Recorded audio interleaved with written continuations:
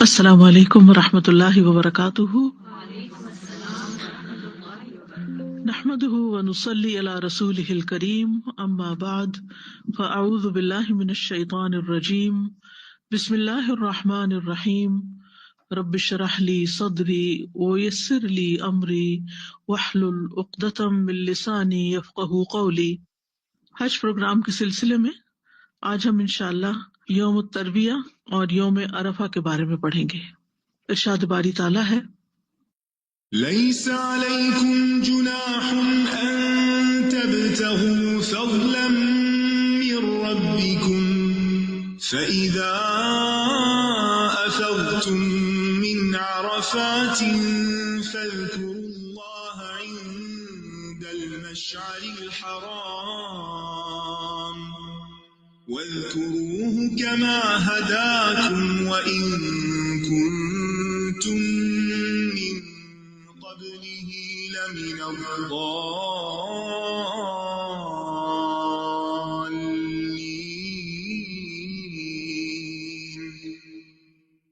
تم پر کچھ گناہ نہیں کہ حج کے دوران اپنے رب کا فضل تلاش کرو، پھر جب تم عرفات سے لوٹو تو مشعر حرام یعنی مزدلفہ کے پاس اللہ کا ذکر کرو، اور اس کا ذکر ایسے کرو جس طرح اس نے تمہیں ہدایت دی، اور بے شک تم لوگ اس سے قبل یقیناً گمراہوں میں سے تھے۔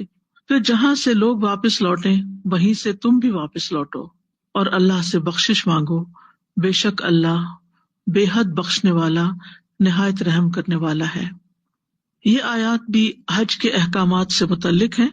اس سے پچھلی آیت میں اللہ سبحانہ وتعالیٰ نے فرمایا وَتَزَوَّدُوا فَإِنَّ خَيْرَ الزَّادِ التَّقْوَىٰ وَاتَّقُونِ يَا أُولِي الْأَلْبَابِ، اور تم زاد راہ لے لو، پس بے شک بہترین زاد راہ تقویٰ ہے، اور اے عقل والو مجھ سے ڈرتے رہو۔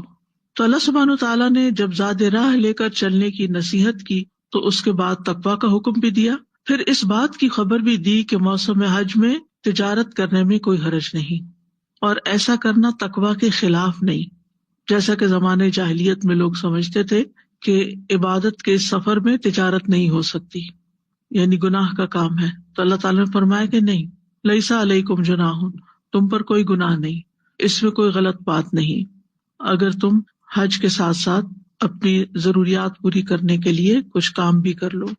تو جاہلیت کے غلط اعتقادات میں سے یہ بھی ایک عقیدہ تھا کہ وہ حج کے دوران مال کمانے کو مکروہ خیال کرتے تھے اور اسے اخلاص کے خلاف سمجھتے تھے۔ تو اللہ تعالیٰ نے اس کی اجازت دے دی۔ اگر انسان کا اصل مقصد حج کرنا ہی ہو، یعنی وہ حج کی نیت سے جا رہا ہے لیکن ساتھ کچھ کام کاج بھی کر رہا ہے، جیسے انسان باقی کام کرتا ہے، کھانا پینا، وہاں ضرورت کی چیزیں خریدتا ہے، تو اگر ضرورت کی کچھ چیزیں بیچ بھی دے تو اس میں کوئی گناہ کی بات نہیں ہے۔ ہاں، شرط یہ ہے کہ یہ تجارت حج کے ارکان کی ادائیگی میں خلل نہ ڈالے۔ یہ نہ ہو کہ لوگ تو ارکان حج ادا کر رہے ہیں اور آپ اپنا سامان ہی لا لے جا رہے ہوں، یا آپ صرف اپنے کام میں ہی لگے ہوئے ہوں۔ اس کے بعد یہ بھی فرمایا کہ فَإِذَا أَفَضْتُم مِّنْ عَرَفَاتٍ، جب تم عرفات سے لوٹو تو حج کے دن سب سے پہلے یعنی یوم الترویہ میں پہلے طواف کرتے ہیں لوگ، پھر مینا کی طرف جاتے ہیں، پھر مزدلفہ جاتے ہیں، پھر عرفات آتا ہے، یعنی آخری پوائنٹ ہے عرفات۔ تو وہاں سے جب واپس آتے ہیں یعنی واپسی کا سفر شروع ہوتا ہے، فَإِذَا أَفَضْتُم مِّنْ عَرَفَاتٍ، اور عرفات میں سورج غروب ہونے تک ٹھہرنا ہوتا ہے، تو پھر مزدلفہ میں رات بسر کی جاتی ہے، اور پھر صبح کی نماز اندھیرے میں پڑھنے کے بعد سورج طلوع ہونے تک ذکر الہی میں مشغول رہا جاتا ہے۔ اس کے بعد پھر واپس مینا کی طرف روانگی ہوتی ہے، اور مینا پہنچ کر رمی جمار ہوتی ہے، قربانی کی جاتی ہے، پھر طواف اور سعی کے لیے جاتے ہیں، اور واپس پھر ایام تشریق کی راتیں مینا میں ہی گزارتے ہیں۔ تو یہ جتنے بھی کام ہیں یہ حج کے آخری مناسک میں سے ہیں۔ تو اللہ سبحانہ وتعالیٰ نے کیا حکم دیا کہ جب یہ سارے مناسک پورے کر لو تو فارغ ہو کر استغفار کرو اور کثرت سے اللہ کا ذکر کرو۔ استغفار کا کیا مقصد ہے کہ عبادت کی ادائیگی میں اگر کسی قسم کی کوئی کوتاہی ہو گئی ہے، کوئی خلل واقع ہو گیا ہے، تو استغفار کرنے سے اس کی تلافی ہو جائے، اور اللہ سبحانہ تعالیٰ کا ذکر اس لیے کہ اللہ نے یہ جو موقع دیا ہے اس کا شکر ادا کیا جائے اور اس پر اسی کو یاد کیا جائے۔ یعنی اس نے اتنی عظیم عبادت کی توفیق عطا کی، اتنا بڑا ہم پر احسان کیا.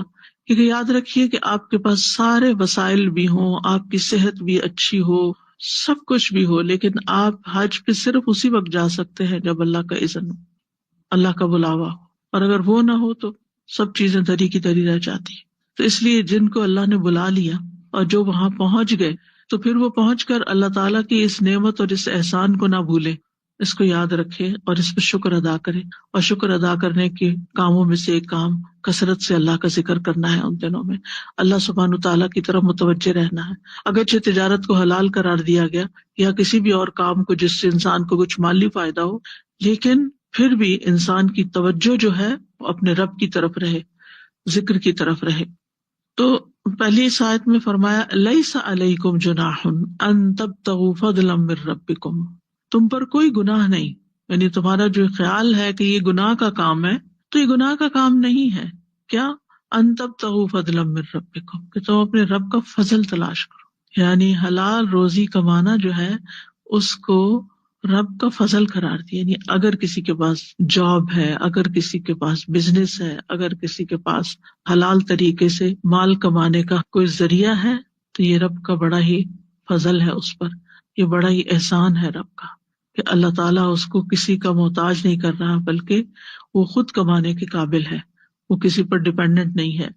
کیونکہ اس کو ایک اور جگہ بھی فضل کہا گیا، جیسے سورۃ مزمل میں آتا ہے وآخرون یضربون فی الارض یبتغون من فضل اللہ، کہ کچھ دوسرے لوگ زمین میں سفر کریں گے، اللہ کا فضل تلاش کریں گے. یعنی جب آپ کسی بزنس ٹرپ پر ہوتے ہیں، آپ اپنے گھر سے نکل کر کام پر جاتے ہیں اللہ کا فضل تلاش کرنے کے لیے، تو یہ بھی ایک نیکی کا کام ہے، یہ بھی ایک عبادت کا کام ہے، ایز لانگ ایز آپ کے دوسرے فرائض اور حقوق متاثر نہ ہو رہے ہوں. تو بہرحال صحیح بخاری کی ایک روایت سے بھی پتہ چلتا ہے کہ دوران حج تجارت کی اجازت ہے. ابن عباس روایت کرتے ہیں کہ عکاظ، مجنہ اور ذوالمجاز جاہلیت کے دور میں بازار تھے، یعنی جن میں ہر طرف سے لوگ آتے تھے، اپنے اپنے علاقے کی چیزیں لاتے اور وہاں خرید و فروخت کرتے. تو جب اسلام کا دور آیا تو کچھ لوگوں نے ان بازاروں میں حج کے موقع پر کاروبار کرنا گناہ سمجھا، تو اس پر یہ آیت نازل ہوئی کہ لیس علیکم جناح ان تبتغوا فضلا من ربکم، کہ اس میں کوئی حرج نہیں کہ ایام حج میں اپنے رب کا فضل تلاش کرو. اسی طرح مسند احمد کی روایت ہے، ابو امامہ تیمی کہتے ہیں کہ میں نے ابن عمر رضی اللہ عنہما سے پوچھا کہ ہم لوگ کرائے پر چیزیں لیتے دیتے ہیں، کیا ہمارا حج ہو جائے گا؟ یعنی حج کے موقع پر ہم چیزیں کرائے پر دیتے ہیں، یعنی مثال کے طور پر گاڑی ہے کوئی چلا رہا ہے، یا اس نے اپنی رینٹ کار کسی کو دی ہے، وہ اس طرح کا بزنس کو کرتا ہے، یا اور کئی چیزیں ہو سکتی، روم رینٹ کرتے ہیں، خیمے دیتے ہیں اور چیزیں. تو کیا اس میں کوئی حرج ہے؟ انہوں نے پوچھا کیا ہمارا حج ہو جائے گا اگر ہم نے حج کے موقع پر لوگوں کو کچھ سروس دے کر پیسے لے لیے؟ ابن عمر نے فرمایا کیا تم بیت اللہ کا طواف نہیں کرتے؟ کیا تم میدان عرفات نہیں جاتے؟ کیا تم جمرات کی رمی نہیں کرتے؟ کیا تم اپنے سروں کو نہیں منڈواتے؟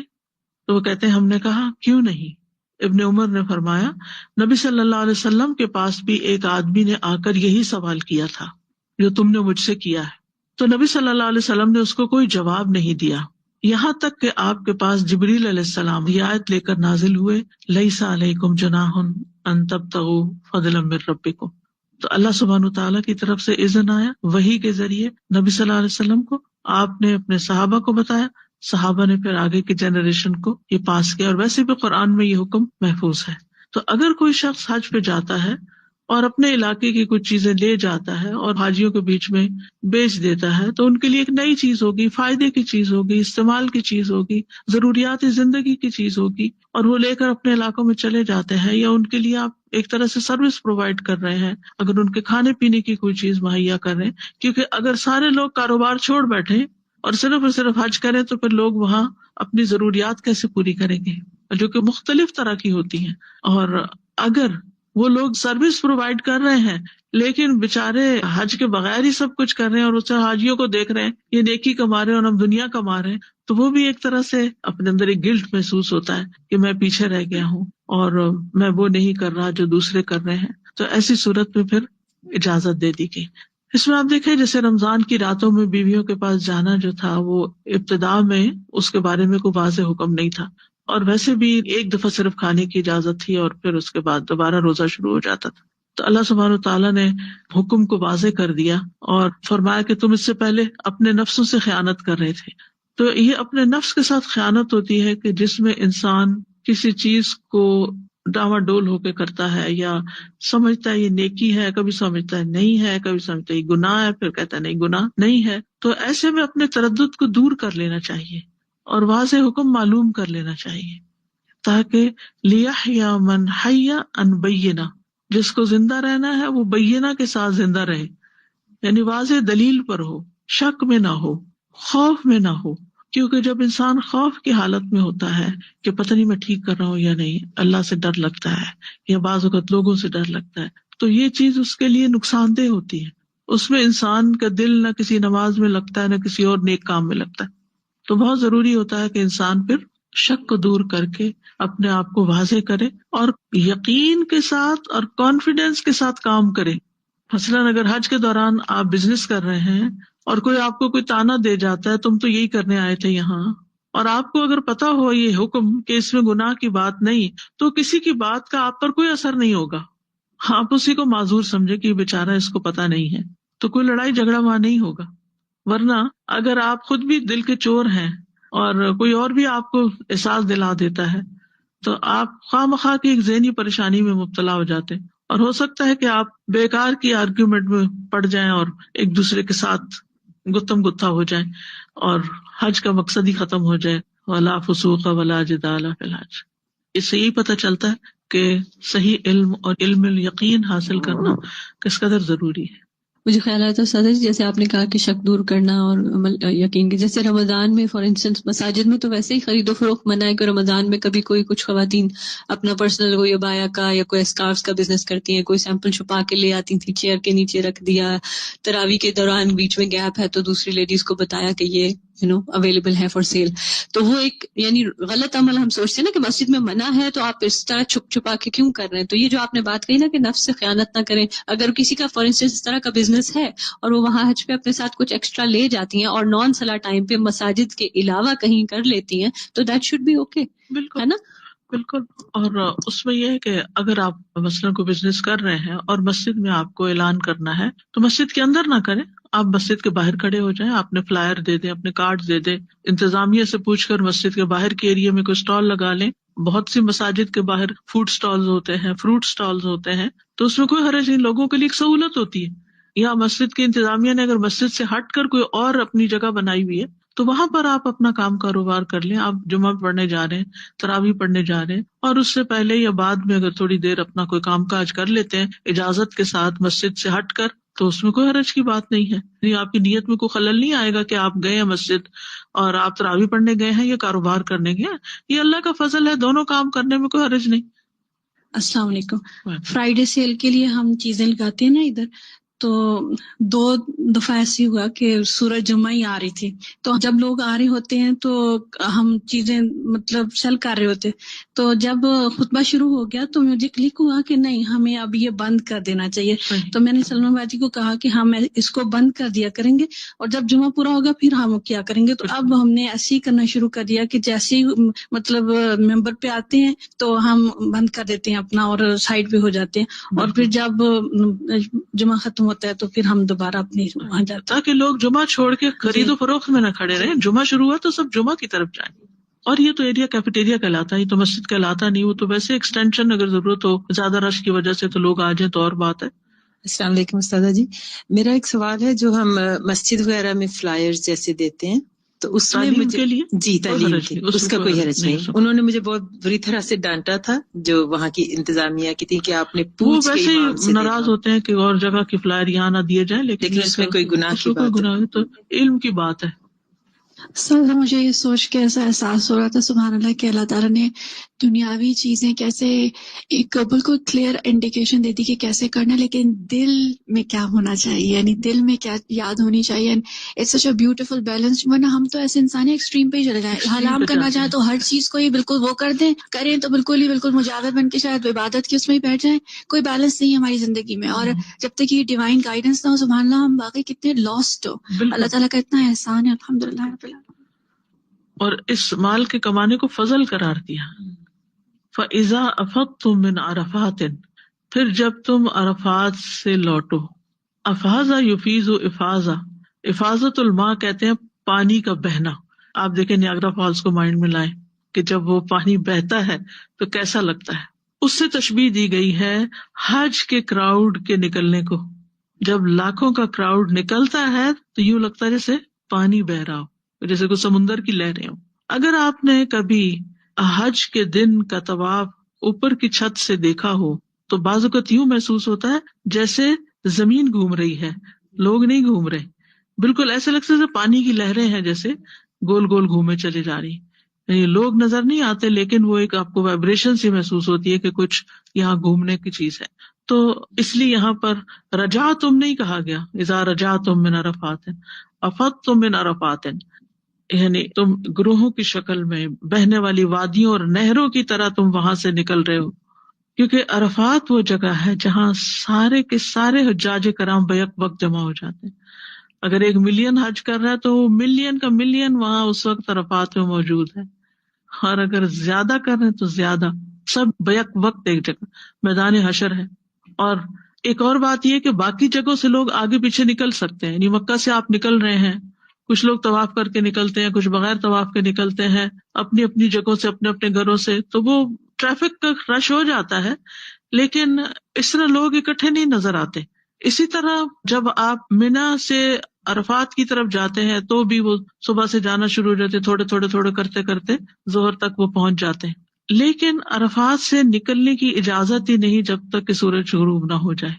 اب جب جو ہی غروب ہوتا ہے تو سارے کے سارے لوگ تیار کھڑے ہوتے ہیں اور وہ ایک ریلے کی شکل میں نکلتے ہیں باہر. بیسیکلی تو ٹریفک ہی اب نظر آتی ہے، گاڑی ہی نظر آتی ہے، جو کچھ بھی ہوتا ہے بہرحال وہ ساری کٹھی چلتی ہیں. تو ایسا لگتا ہے جیسے پانی کی لہریں آ رہی ہوں. یعنی کثرت تعداد کی وجہ سے ایسا لگتا ہے جیسے سیلاب بہہ رہا ہو. اور عرفات کا لفظ جو ہے یہ جمع ہے، عرفات، اور یہ پہاڑ کا نام ہے اور اس کو عرفہ بھی کہا جاتا ہے. عرفات اور عرفہ دونوں یہ حدود حرم سے باہر ہے. حج میں حاجیوں کو اس میدان میں پہنچنا اور زوال آفتاب سے مغرب تک یہاں قیام کرنا حج کا اہم ترین فریضہ ہے. یعنی زوال آفتاب کے بعد وقوف شروع ہوتا ہے. اس سے پہلے اگر آپ پہنچ بھی گئے تو اپنے خیمے میں بیٹھے رہے، کچھ کام کاج کرتے رہے، اپنا کھانا پینا سارے ضروری امور طے کر لیں، تاکہ جو ہی وقوف کا وقت ہو تو پھر آپ سب کاموں سے فارغ ہو چکے ہوں. اگر عرفات کا قیام فوت ہو جائے تو حج نہیں ہوتا. کفارے اور فدیے سے بھی اس کمی کو پورا نہیں کیا جا سکتا. یعنی اس شخص کا حج ہے ہی نہیں جو عرفات تک نہیں گیا. تو اس لیے یہ جگہ بہت اہم مقامات میں سے ہے حج کے. عرفات کی وجہ تسمیہ کیا ہے؟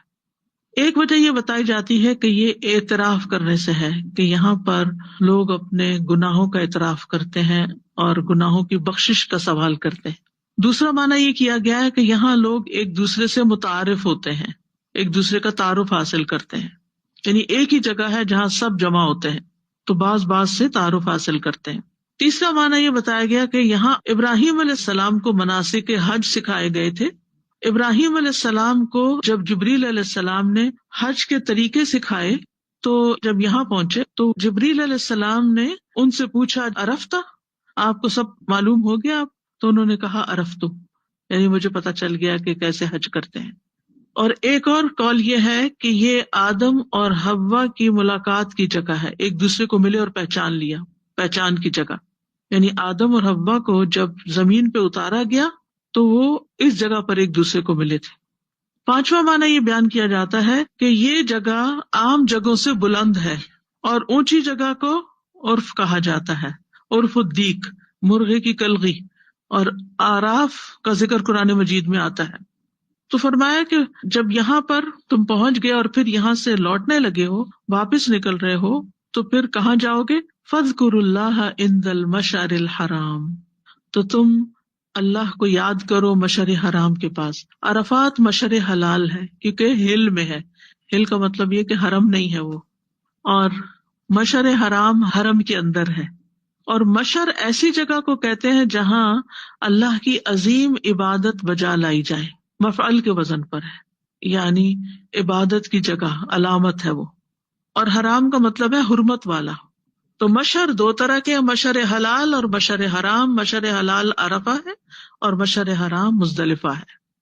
اور مزدلفہ جو ہے اس میں ایک پہاڑ ہے، اس کو بھی مشعر حرام کہا جاتا ہے، اور اس پہاڑ کے آس پاس کے میدان کو مزدلفہ کہا جاتا ہے. یہ مکہ سے 6 میل کے فاصلے پر ہے. اور عرفات سے واپسی پر یہاں رات بسر کرنی ہوتی ہے. تو رات یہاں گزار کے پھر کیا کرنا ہے؟ فجر کی نماز پڑھ کر، جو اندھیرے میں پڑھی جاتی ہے، خوب روشنی پھیلنے تک دعائیں کی جاتی ہیں، اور یہاں وقوف کیا جاتا ہے. عرفات میں بھی وقوف ہوتا ہے، وہ بہت طویل ہوتا ہے، ظہر کے بعد سے لے کے مغرب تک. لیکن یہاں پر فجر یعنی ایک دن کے اس کنارے پر اور ایک دن کے اس کنارے پر، فجر کی نماز پڑھ کر سورج نکلنے تک. تو مزدلفہ کے پاس دعائیں اور اذکار یہ سب کچھ کی جاتے ہیں، یعنی تسبیحات بھی کر سکتے ہیں، دعائیں بھی کر سکتے ہیں. آپ نے بھی فرمایا تھا کہ عرفات میں اگر ہم پہلے بھی پہنچ جاتے ہیں تو اس وقت ہم دعائیں مانگنی نہیں شروع کریں جب تک ظہر کا ٹائم نہ ہو. I just want to clarify it. ویسے تو انسان زندگی میں ہر وقت دعائیں مانگ سکتا ہے، کوئی منع نہیں ہے. جی. لیکن وقوف عرفات یعنی جو حج کا رکن ادا ہوگا وہ زوال کے بعد سے شروع ہوگا، اور اس وقت وہ پھر حج والی مخصوص دعائیں شروع ہو جائیں گی. یعنی جاتے ہی آپ کا ریچول نہیں شروع ہوگا. آپ اپنے خیمے میں چلے گئے، آپ نے اپنی جگہ بنائی. آپ نے دیکھا ہوگا لوگ سارے جگہ بناتے ہیں، پھر اپنے اپنے ٹھکانے ان کو ملتے ہیں، پھر کچھ لوگ لیٹ بھی جاتے ہیں، ریسٹ کر لیتے ہیں، کچھ لوگ کھانا کھا لیتے ہیں، کچھ لوگ وضو وغیرہ کر کے اپنے آ کے سکون سے بیٹھ جاتے ہیں. پھر ایک دم خطبہ شروع ہوتا ہے. پچھلا جو میں نے آج کیا تو اس میں ہمارے ٹینٹس میں انتظام تھا، مسجد سے جو خطبہ آ رہا تھا وہ سنائی دے رہا تھا، کیونکہ مسجد میں تو سب پورے نہیں آتے، اور جانا بھی نہیں اس طرح چاہیے کہ اتنا ہجوم کر دیں وہاں انسان. تو پھر وہ خیموں تک بھی اب ریڈیو کے ذریعے وہ خطبہ جو ہے اسپیکر پہ لگا دیتے ہیں اور وہ سنتے ہیں. تو پھر وہ خطبہ سنا، پھر اس کے بعد نمازیں جمع ہوئی، اور پھر اس کے بعد وقوف شروع ہو گیا. تو وقوف بہتر تو یہ کہ خیمے سے باہر ہو، لیکن اگر بہت گرمی لگے تو اندر بھی ہو سکتا ہے. وقوف کا مطلب ہوتا ہے کھڑے ہو کر دعائیں کر. آگے میں انشاءاللہ ڈیٹیل میں آتی. تو بات یہ ہو رہی تھی کہ مشعر حرام کے پاس دعا کرنے کا حکم ہے، ذکر کرنے کا حکم ہے.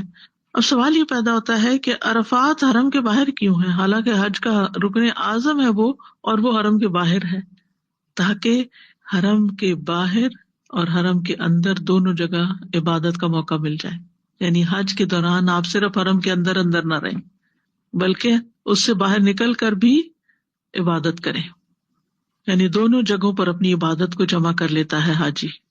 نبی صلی اللہ علیہ وسلم نے حضرت عائشہ کو عمرے کے لیے تنعیم نامی جگہ سے احرام باندھنے کا حکم دیا تاکہ وہ اپنی عبادت میں ہل اور حرم دونوں کو جمع کر سکیں. پھر فرمایا فاذکروا اللہ، تو اللہ کا ذکر کرو، یعنی زبان، دل، اعضاء کے ساتھ جو بھی عبادت کی جائے گی وہ ذکر میں ہی شمار ہوگی. اس سے مراد خاص طور پر مغرب، عشاء اور فجر کی نماز ہے جو مزدلفہ میں ادا کی جاتی. یہ سب سے بڑا ذکر ہے. اس کے علاوہ قرآن کی تلاوت ہے، ذکر ہے، تسبیحات ہیں.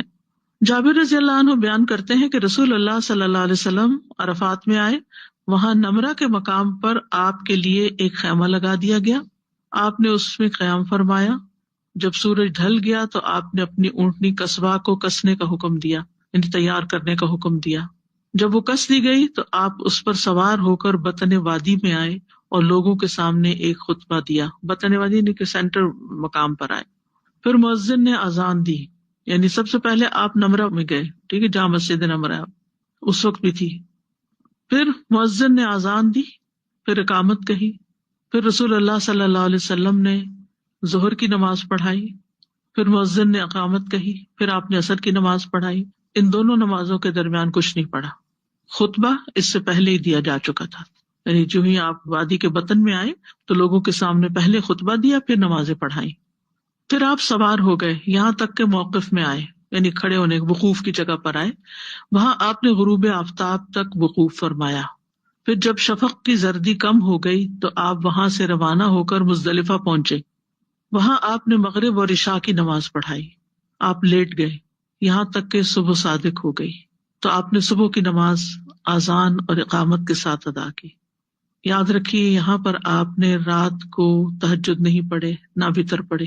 یہ وہ واحد رات ہے جس میں آپ نے صرف پہنچ کر مغرب اور عشاء کی نماز جمع کر کے پڑھائی اور اس کے بعد کوئی نماز نہیں پڑھی حتیٰ کہ فجر ہو گئی, وتر بھی نہیں. پھر فجر کی نماز پڑھی. اب دیکھیے حج کے جو رولز اینڈ ریگولیشنز ہیں وہ عام زندگی سے مختلف ہیں. عام زندگی میں عورت کو نقاب کرنا ہے تو وہاں نقاب نہیں کرنا, گلوز پہننے ہیں تو وہاں گلوز نہیں پہننے. عام زندگی میں آپ ہر نماز اپنے وقت پر پڑھتے ہیں, وہاں آپ عرفات میں بھی جمع کر رہے ہیں, آپ مزدلفہ میں بھی جمع کر رہے ہیں. عام زندگی میں جو ہی مغرب کی اذان ہو تو آپ فوراً نماز پڑھ لیتے ہیں, وہاں مغرب کی اذان ہو رہی ہوتی ہے اور آپ کو روانگی کے لیے کہتے ہیں. وہ اتنی ایک عجیب سی فیلنگ ہوتی ہے, مجھے اچھی طرح یاد ہے کہ جس بس میں ہم سوار تھے وہاں اذان شروع ہو گئی. اب وہ طبیعت میں ہے نا کہ اذان سنتے کہ بے چینی شروع ہو جاتی ہے کہ نماز کا وقت تھوڑا ہے, مغرب ہے, ابھی اندھیرا ہو جائے گا.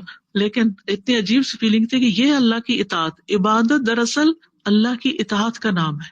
وہ کہتا ہے اذان ہونے کے باوجود ابھی نماز نہیں پڑھنی, آگے جا کے پڑھنی ہے, تو پھر آگے جا کے پڑھنی ہے. الگ الگ وقتوں پہ نہیں پڑھنی, جمع کرنی ہے تو جمع ہی کرنی ہے. وہاں مینڈیٹری ہے مزدلفہ میں مغرب اور عشاء کو جمع کرنا, اور پھر رات کی عبادت نہیں کرنی. بہت سے لوگ مجھ سے سوال کرتے ہیں مزدلفہ کی رات کی خاص عبادت کیا ہے؟ بھائی کوئی عبادت نہیں, نبی صلی اللہ علیہ وسلم سوئے تھے, آرام کیا تھا, آپ بھی آرام کریں, یہی سنت ہے. تھک بھی جاتا ہے انسان, اور اگر سنت کا ذہن میں رکھ کے سنت کو فالو کرتے ہوئے آپ آرام کر رہے ہیں تو آرام کا بھی اپنا ہی ایک مزہ ہے کہ آرام کر رہے ہیں اور ثواب مل رہا ہے. پھر آپ قصواء پر سوار ہو گئے اور مشعر حرام پہنچ کر قبلہ رو ہو گئے, یعنی جہاں اترے ہوئے تھے وہاں سے مشعر حرام پہاڑ کے پاس ہے اور قبلہ رو ہوئے, وہاں بھی آپ نے وقوف کیا. آپ دعا کرتے رہے, الحمدللہ کہتے رہے, اللہ کی توحید بیان کرتے رہے یہاں تک کہ خوب روشنی ہو گئی. تو آپ طلوع آفتاب سے پہلے منا سے روانہ ہو گئے. جب روشنی ہو گئی تو چل پڑے سورج نکلنے سے پہلے. عرفات میں سورج غروب ہونے کے بعد نکلے, جبکہ یہاں سورج نکلنے سے پہلے تشریف لے گئے. افضل وقت تو نکلنے کا یہی ہے, لیکن جو لوگ ضرورت مند ہوں یعنی معذور ہوں یا کوئی ان کی خاص کام ہے تو وہ اس سے پہلے رات کے اندھیرے میں بھی نکل سکتے ہیں. ان مزدلفہ سے فجر پڑھے بغیر بھی نکل سکتے ہیں, بچے, خواتین, بیمار یا اور اس طرح. جلدی نکلنے والوں کو رات کو ہی مشعر حرام کے پاس اپنی طاقت کے مطابق اللہ کا ذکر کر لینا چاہیے. عبداللہ بن عمر اپنے گھر کے کمزوروں کو پہلے ہی بھیج دیتے تھے اور وہ رات میں ہی مزدلفہ میں مشعر حرام کے پاس آ کر ٹھہرتے اور اپنی طاقت کے مطابق اللہ کا ذکر کرتے. پھر امام کے ٹھہرنے اور لوٹنے سے پہلے ہی منا آ جاتے تھے. تو منا فجر کی نماز کے وقت پہنچتے اور بعض لوگ اس کے بعد جب منا پہنچتے تو کنکریاں مارتے. ابن عمر فرمایا کرتے تھے کہ رسول اللہ صلی اللہ علیہ وسلم نے ان سب لوگوں کو یہ اجازت دی ہے. مزدلفہ میں پہاڑی پر وقوف کرنا افضل ہے, یہ نہ ہو سکے تو جہاں بھی قیام کر لیں جائز ہے سوائے وادی محصر کے. وادی محصر وہ جگہ ہے جہاں ابرہہ کا لشکر ہلاک کیا گیا تھا, وہاں رکنے اور ٹھہرنے سے منع کیا گیا, وہاں سے فوراً تیز نکل جانا چاہیے. وَاذْكُرُوهُ كَمَا هَدَاكُمْ, اور اس کا ذکر کرو جیسا کہ اس نے تمہیں ہدایت دی, یعنی ہدایت دینے پر شکر ادا کرتے ہوئے ذکر کرو. اور دوسرا یہ کہ اس کے بتائے ہوئے طریقے کے مطابق ذکر کرو. یہ دونوں معنی. مشرکین بھی یہاں تلبیہ وغیرہ پڑھتے تھے لیکن اس میں شرکی الفاظ بھی کہتے تھے, اس لیے بتا دیا گیا کہ تم نے اللہ کے بتائے ہوئے طریقے کے مطابق ذکر کرنا ہے, مشرکین کے طریقے کو فالو نہیں کرنا. وَإِن كُنتُم مِّن قَبْلِهِ لَمِنَ الضَّالِّينَ, اگرچہ اس سے پہلے تم یقیناً گمراہ لوگوں میں سے تھے. من قبلہ ہی کی ضمیر کدھر جاری ہے؟ قرآن کی طرف, کہ قرآن کے نزول سے پہلے تم گمراہ تھے جس میں اللہ تعالیٰ کے احکامات آئے تمہارے لیے. دوسرا یہ معنی بھی کیا جاتا ہے کہ رسول اللہ صلی اللہ علیہ وسلم کی آمد سے پہلے تم گمراہی میں ڈوبے ہوئے تھے. تیسرا یہ کہ ہدایت کے آنے سے پہلے تم گمراہی میں تھے. اور یہ ساری چیزیں ایک دوسرے کے ساتھ لازم و ملزوم ہیں. رہنمائی ہمیں قرآن سے بھی ملتی ہے, نبی صلی اللہ علیہ وسلم سے بھی ملتی ہے. اور لمن الضالین, گمراہ لوگوں میں سے تھے. گمراہی دو وجوہات کی بنا پہ ہوتی ہے. ایک ہوتا ہے لا علمی کی بنا پہ بھٹکنا, پتہ ہی نہیں کیا کرنا ہے, اور ایک ہوتا ہے علم کے باوجود بھٹک جانا. لا علمی کی وجہ سے وہ شخص گمراہ ہوتا ہے جو حق کو جانتا ہی نہیں، علم ہی کوئی نہیں اس کے پاس، اور علم کے باوجود وہ گمراہ ہوتا ہے، راہ گم کر دیتا ہے، جو اس طریقے کو چھوڑ دیتا ہے جس پر چلنا چاہیے تھا، یعنی بھلائی کے راستے کو، اپنی مرضی اپنی خواہشات پہ چلنے لگتا ہے۔ تو اس دین کے آنے سے پہلے عرب کے لوگ کچھ تو جانتے ہی نہیں تھے اور کچھ جانتے تھے لیکن اپنے آباء و اجداد کی پیروی کرتے تھے۔ مثلاً قریش کے لوگ عرفہ سے نہیں واپس لوٹتے تھے، وہ عرفہ کے وقت مزدلفہ میں ہی رک جاتے تھے اور کہتے تھے کہ ہم حرم کے متولی ہیں، ہم حرم سے باہر نہیں نکلتے، عرفات ہل میں ہم وہاں نہیں جائیں گے، ہم حرم کے رہنے والے ہیں، اندر ہی رہیں گے۔ اور جب لوگ مزدلفہ آتے پھر ان کے ساتھ مل کے مینا چلے جاتے۔ تو یہ ان کی یا تو جہالت تھی یا ضد۔ تو انسان بھٹکتا ہے یا جہالت کی وجہ سے یا ضد کی وجہ سے یا خواہشات کی پیروی کی وجہ سے۔ پھر فرمایا ثم افیدوا من حیث افاض الناس واستغفروا اللہ، پھر تم عرفات سے لوٹو، یعنی اسی جگہ سے لوٹو جہاں سے لوگ جا کر آتے ہیں واپس۔ تو سب کو حکم دے دیا گیا کہ وہ عرفات ضرور جائیں۔ حضرت عائشہ کہتی ہیں کہ حج کے موقع پر قریش اور ان کے ہم مذہب مزدلفہ میں ہی ٹھہر جاتے اور وہ اپنے آپ کو حمص یا حمصی کہتے تھے، اور باقی عرب کے لوگ مزدلفہ سے آگے میدان عرفات تک جاتے تھے، جو حج کا اصل طریقہ ہے۔ تو جب اسلام آیا تو اللہ تعالیٰ نے اپنے نبی کو حکم دیا کہ وہ عرفات تک آئیں اور وہاں وقوف کر کے واپس مزدلفہ آئیں۔ یہاں اس کا مطلب یہی ہے ثم افیدوا من حیث افاض الناس واستغفروا اللہ، اور اللہ سے بخشش مانگو تاکہ تمہارے گناہوں کو ڈھانک دیا جائے، کیونکہ گناہ انسان کے لیے دنیا اور آخرت دونوں میں رسوائی کا باعث ہوتے ہیں، مصیبت کا باعث ہے، تکلیف کا باعث ہے۔ ان اللہ غفور الرحیم، بے شک اللہ تعالیٰ غفور الرحیم ہے۔ یہ یقین رکھ کے اللہ سے دعا کرو۔ اور غفور جو ہے یہ مبالغے کا صیغہ ہے، کثرت سے بخشتا ہے اور زیادہ تعداد میں لوگوں کو معاف کر دیتا ہے، خاص طور پر عرفات کے دن جو حج پہ جاتے ہیں۔ اور رحیم کا مطلب ہے بہت رحم کرنے والا، یعنی تمہارے گناہوں کے باوجود تمہیں نعمتیں عطا کرتا ہے، تمہارے گناہوں سے درگزر کرتا ہے۔ وَيَعْفُو عَنْ كَثِيرٍ، تمہیں جتاتا نہیں، تمہیں موقع دیتا ہے کہ تم توبہ کر لو، موقع دیتا ہے کہ تم اپنی اصلاح کر لو۔ تو ان آیات سے جو فوائد حاصل ہوتے ہیں ان میں سب سے پہلی بات یہ کہ حج میں تجارت کرنا منع نہیں، لیکن مقصد حج ہو نہ کہ تجارت۔ پھر وقوف عرفہ کی اہمیت پتہ چلتی ہے کہ یہ حج کا بنیادی رکن ہے۔ مزدلفہ کے وقوف کے بارے میں پتہ چلتا ہے کہ وہاں اللہ کا ذکر کرنا چاہیے۔ پھر یہ کہ اللہ کا ذکر شکرانے کے طور پر یا پھر اللہ کے بتائے ہوئے طریقے کے مطابق کرنا چاہیے۔ فاذکروا اللہ کما علمکم، جیسے سورۃ البقرہ میں آتا ہے۔ اور عبادت کے بعد استغفار اور اللہ کا ذکر کرتے رہنا چاہیے، یہ نہیں سوچنا چاہیے، کسی تکبر اور غرور میں مبتلا نہیں ہونا چاہیے کہ میں تو حج کر لیا، اب میں تو پاک ہو گیا گناہوں سے، اب کیا مزید استغفار کرنی، اب اور کیا گناہوں کی معافی مانگنی، میرے تو گناہ پہلے ہی معاف ہو گئے۔ تو یہ دھوکہ نہیں ہونا چاہیے۔ اب انہیں احکام کو تھوڑے سا ترتیب کے ساتھ دیکھ لیتے ہیں تاکہ بات اچھی طرح واضح ہو جائے، کیونکہ یہ احکامات ایسے نہیں ہے کہ ایک دفعہ پڑھنے سے یا ایک دفعہ سننے سے راسخ ہو جائیں ذہن میں، پھر بھی اشکالات رہ جاتے ہیں، تو اس لیے ترتیب سے اب کچھ چیزیں۔ حج شروع ہوتا ہے 8 ذو الحجہ سے، جس کو یوم الترویہ کہتے ہیں۔ عرب کے لوگ حج کے سفر میں روانہ ہونے سے پہلے اس دن اونٹوں کو خوب پانی پلاتے، سیراب کرتے، تو ترویہ کہتے ہیں سیرابی کو، یعنی یہ سیرابی کا دن ہے۔ یوم الترویہ سے ایک دن پہلے حج کے مناسک کو دہرا لینا چاہیے، یعنی اپنے گروپ کے اندر بیٹھ کے یا کتاب پڑھ کے یا کوئی لیکچر سن کے ساری چیزوں کو ریوائز کر لینا چاہیے۔ ابن عمر کہتے ہیں کہ نبی صلی اللہ علیہ وسلم نے یوم الترویہ سے ایک دن پہلے لوگوں کو خطبہ دیا اور ان کو ان کے مناسک سکھائے، ٹریننگ دی کہ کیسے حج کرنا ہے۔ تو اس کام کو بھی سنت سمجھ کے کیا کریں۔ جانے والوں کو اگر آپ تربیت دیتے ہیں کہ وہ حج کا طریقہ سیکھ کر جائیں، کیونکہ آپ نے فرمایا تھا خذوا عنی مناسککم، حج تمتع کرنے والے غسل کر کے احرام باندھیں، یہ افضل ہے۔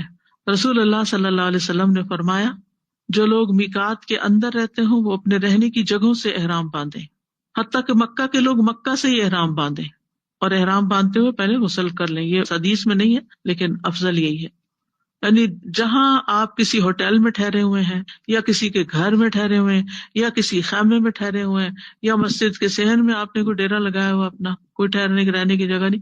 پہلے تو یہ بہت ہوتا تھا کہ بہت سے لوگ جب وہ تصریح اور ان چیزوں کی کوئی رکاوٹ نہیں تھی، ہر ایک کو حج کرنے کی اجازت تھی، خصوصاً سعودی عرب کے اندر سے، تو ہر طرح کے لوگ آ جاتے تھے جن کے پاس کوئی حملہ کہتے ہیں کوئی گروپ ہوتا تھا یا نہیں ہوتا تھا، تو وہ اپنے اون پر حج کرتے تھے۔ اگر پیسے نہیں بھی تو وہ تھوڑا سا سامان اپنے اوپر لاد لیتے اور پھر کہیں بھی سو جاتے, لیٹ جاتے, اور پھر پیدل حج کر لیتے, اور وہاں کھانا پینا فری بھی بٹ رہا ہوتا ہے, وہ کھا پی کے تو منیمم اس میں حج کر لیتے تھے. لیکن پھر آپ کو پتا ہے کہ ایک موقع پر بہت اسٹیمپیڈ ہوئی تھی اور بہت سے لوگ مارے بھی گئے تھے کہ جنہوں نے منا سے نکلنے کے لیے سامان اپنا ساتھ ہی اٹھا لیا تھا اور رمی جمار کر رہے تھے. تو وہ جب دھکا پڑا تو سامان, آپ کو پتا ہے کہ انسان کی پش اور ہوتی ہے, اور اگر سامان کے ساتھ کوئی پش کرے تو پھر ٹھہرنا مشکل ہو جاتا ہے. تو اس کے بعد پھر سخت پابندی لگ گئی. کل مجھے کسی نے ایک کلپ بھیجا کہ حرم کے باہر انہوں نے اسی طرح کی اسکین مشینیں لگا دی ہیں جیسے ایئرپورٹس پہ ہوتی ہے نا, آپ اپنا کارڈ ڈالتے ہیں تو آپ کے لیے دروازہ کھل جاتا ہے, پھر آپ اندر جاتے ہیں. کہ جس کے پاس وہ کارڈ نہیں ہے, تصریح نہیں ہے, وہ جا نہیں سکتا. تو یہ سارے انتظامات اسی لیے کرنے پڑتے ہیں تاکہ چیز ایک ترتیب اور تنظیم کے ساتھ ہو اور لوگوں کو نقصان نہ ہو. طواف کے دوران نا بیگ نہیں اٹھانے دیتے جو پیچھے, پھر بھی لوگ نہیں سنتے, لیکن وہ اتنا تکلیف دہ ہوتا ہے نا پیچھے والوں کے لیے بھی اور اپنے لیے بھی, تو وہ اتنے بڑے بڑے بیک پیکس اٹھائے ہوتے ہیں کیونکہ جب وہ قریب آتے ہیں تو اس سے ٹکرا جاتے ہیں. اور تو یاد رکھیے کہ اب کسی میقات پہ نہیں جانا, حج کا احرام مکہ کے اندر سے ہی باندھا جائے گا. جابر بن عبداللہ نے نبی صلی اللہ علیہ وسلم کے ساتھ حج کیا تھا. وہ کہتے ہیں کہ آپ نے صحابہ سے فرمایا, بیت اللہ کے طواف اور صفا مروہ کی سعی کے بعد اپنے احرام کھول ڈالو, بال ترشوا لو, یوم الترویہ تک برابر اسی طرح حلال رہو, پھر یوم الترویہ میں مکہ ہی سے حج کا احرام باندھو. دوسری چیز یہ کہ وقت سے پہلے احرام نہیں باندھنا, 7 تاریخ کو نہیں باندھنا, یا یہ نہیں کہ آپ نے تمتع کیا تو اس کے بعد کہیں کہ اب کیا احرام کھولنا, 1-2 دن رہتے ہیں, یہی ٹھیک ہے چلتا جائے. عبید بن جرائج سے روایت ہے کہ انہوں نے عبداللہ بن عمر سے کہا, اے ابو عبد الرحمن, میں نے آپ کو 4 ایسے کام کرتے ہوئے دیکھا ہے جنہیں آپ کے ساتھیوں کو کرتے ہوئے نہیں دیکھا. ان میں سے ایک کام یہ کہ میں نے دیکھا کہ جب آپ مکہ میں تھے لوگ ذی الحجہ کا چاند دیکھتے ہی احرام باندھ لیتے ہیں اور آپ 8ویں تاریخ تک احرام نہیں باندھتے. عبداللہ نے جواب دیا رضی اللہ عنہ کہ احرام باندھنے کا معاملہ یہ ہے کہ میں نے رسول اللہ صلی اللہ علیہ وسلم کو اس وقت تک احرام باندھتے ہوئے نہیں دیکھا جب تک آپ کی اونٹنی آپ کو لے کر نہ چل پڑتی. چادریں تو پہن لیتے تھے لیکن اونٹنی چلتی تو آپ تلبیہ پکارتے تھے اور لبیک اللہم حجن یا عمرۃ, یعنی نیت وہاں سے شروع ہوتی ہے جہاں سے آپ میقات کراس کرنے لگتے ہیں عمرے میں, اور حج کے موقع پر جہاں آپ کی سواری چلی تو آپ نے نیت کر لی. مسروق بیان کرتے ہیں انہوں نے حضرت عائشہ سے دریافت کیا, اے ام المومنین, بعض لوگ اپنی قربانی کے جانور کسی اور شخص کے ہمراہ مکہ بھیج دیتے ہیں اور یہ کہتے ہیں کہ جب یہ فلاں جگہ پہنچ جائے تو جانور کے گلے میں ہار ڈال دینا. جب یہ فلاں جگہ پر پہنچتا ہے تو اس وقت تک وہ جس نے قربانی کا جانور بھیجا حالت احرام میں رہتا ہے جب تک لوگ احرام کھول نہیں دیتے. مسروق کہتے ہیں میں نے پردے کے پیچھے سے حضرت عائشہ کی تالی بجانے کی آواز سنی. انہوں نے فرمایا, میں رسول اللہ صلی اللہ علیہ وسلم کی قربانی کے جانوروں کے لیے ہار بنایا کرتی تھی, آپ انہیں کعبہ یعنی مکہ بھیج دیتے تھے لیکن اپنے اوپر کوئی ایسی چیز حرام نہیں کرتے تھے جو کسی بھی شخص کے لیے اپنے اہل خانہ کے حوالے سے جائز ہو, یہاں تک کہ لوگ حج کرنے کے بعد واپس آ جاتے تھے. یعنی اگر آپ نہیں جا رہے حج کرنے اور آپ نے قربانی وہاں کروانی ہے, آپ کسی کے ہاتھ بھیج دیتے ہیں تو یہاں گھر میں احرام پہن کے بیٹھنے کی ضرورت نہیں ہے. ٹھیک ہے, احرام اسی وقت پہنا جائے گا جب آپ یوم التربیہ کو حج کے لیے نکل رہے ہیں. لبیک حجن کہہ کے حج کی نیت کرنی چاہیے. حضرت انس کہتے ہیں جب ہم مکہ آئے تو آپ نے لوگوں کو حکم دیا کہ جنہوں نے تمتع کا احرام باندھا ہے وہ کھول دیں. سب نے احرام کھول دیا. پھر 8ویں تاریخ کو سب نے حج کا احرام باندھا اور پھر نبی صلی اللہ علیہ وسلم نے حج کیا اور اس وقت فرمایا اللہم حجۃ لا ریاء فیہا ولا سمعہ, ایک بار یہ کلمات بھی کہے. ٹھیک ہے, یعنی لبیک حجن بھی کہا اور اس کے ساتھ اللہم حجۃ لا ریاء فیہا ولا سمعہ. احرام پہنتے ہی تلبیہ کہتے ہیں, احرام پہنتے ہی تلبیہ کہا جائے گا, لبیک اللہم لبیک لبیک لا شریک لک لبیک ان الحمد والنعمت لک والملک لا شریک لک. ابن عمر ذی الحجہ میں 8ویں تاریخ کو نماز ظہر پڑھنے کے بعد سواری پہ اچھی طرح بیٹھ جاتے تو لبیک شروع کرتے نبی صلی اللہ علیہ وسلم کی اتباع میں. حائضہ عورت بھی احرام پہنے گی اور حج کی نیت کرے گی. ٹھیک ہے, طواف کے علاوہ باقی سب کام کرے گی, یعنی کسی کے پیریڈز اس کو حج کی ادائیگی میں رکاوٹ نہیں ڈالتے. باقی سارے مناسک پیریڈز میں ادا ہو سکتے ہیں سوائے طواف کے. اور اس کے لیے بھی جس طرح کے اب حالات ہوئے تو بہت سے علماء اب اس بات کے قائل ہو گئے کہ اگر کسی کی فلائٹ مس ہو رہی ہے یا اس کے گھر والے اور سارے رک نہیں سکتے. آپ دیکھیے پہلے تو یہ ہوتا تھا کہ آپ نے اپنا خیمہ لا کے کہیں لگا دیا، آپ جتنے دن چاہے رک جائیں. اب کیا آپ نے ہوٹل بک کیا ہوا ہے، اور آپ جس دن چھوڑ رہے ہیں اس دن کسی اور نے اس کو بک کیا ہوا ہے، آپ ایکسٹینڈ بھی نہیں کر سکتے. ہوٹل چھوڑ دیں اور عورت کے پاک ہونے کا انتظار کرتے رہیں تو کہاں جائیں؟ آپ کو معلوم ہے کہ حج کے دنوں میں کہیں بکنگ نہیں ملتی، وہ تو 6 مہینے پہلے بکنگ کروا لی جاتی.